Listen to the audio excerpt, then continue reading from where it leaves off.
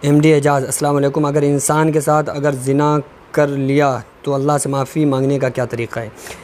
वालेकुम अस्सलाम वरहमतुल्लाह। देखें, कुरान मुक़द्दस में अल्लाह तबारक व तआला ने इरशाद फरमाया, वला तक़रबुज़्ज़िना इन्नहु कान फ़ाहिशा व साअ सबीला, कि ज़िना के करीब भी मत जाना, ये बहुत बुरा अमल है और ये बहुत बुरा, फिर इसकी सज़ाएँ बहुत ख़तरनाक हैं।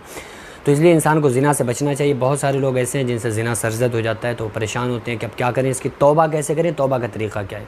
तो आप सल्लल्लाहु अलैहि वसल्लम ने इरशाद फरमाया, इज़ा असअता फ़अहसिन, जब तुम कोई बुराई करो तो फ़ौरन नेकी कर लिया करो। अगर किसी इंसान से कोई गुनाह हो गया, ज़िना हो गया या कोई भी गुनाह हो गया, तो उसको चाहिए कि हम सिद्क़ दिल से अल्लाह से तौबा करें।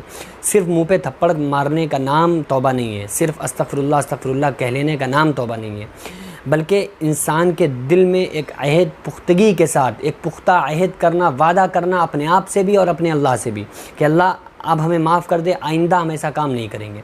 ये दिल के अंदर इरादा होना चाहिए, ये ख़याल होना चाहिए। उसके बाद फिर इंसान तौबा करे कि अल्लाह अब हम गुनाह नहीं करेंगे, अब हम ज़िना नहीं करेंगे, अब हम इन तमाम गुनाहों से बचेंगे।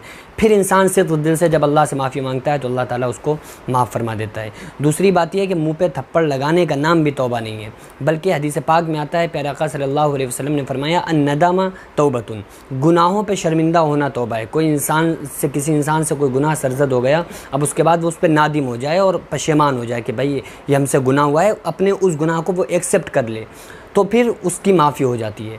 बहरहाल बेहतर तरीक़ा ये है, आप सल्लल्लाहु अलैहि वसल्लम ने फरमाया, इज़ा असअता फ़अहसिन, जब कोई बुराई करो तो फ़ौरन नेकी कर लिया करो। अगर कोई ऐसी बेशर्मी बेहयाई वाला काम हो गया तो हमको चाहिए कि कुछ सदका खैरात करके अल्लाह के सामने तौबा करें और अच्छे काम कर लें, ताकि जो हमारे गुनाह हैं उनको मिटा दिया जाए और उन गुनाहों को नेकियों से बदल दिया जाए। बहरहाल दिल में पुख्ता इरादा भी करें कि आइंदा से ऐसा कोई गुनाह नहीं होगा, और उसके बाद अल्लाह से तौबा करें, इंशाअल्लाह ताला आपकी माफ़ी हो जाएगी।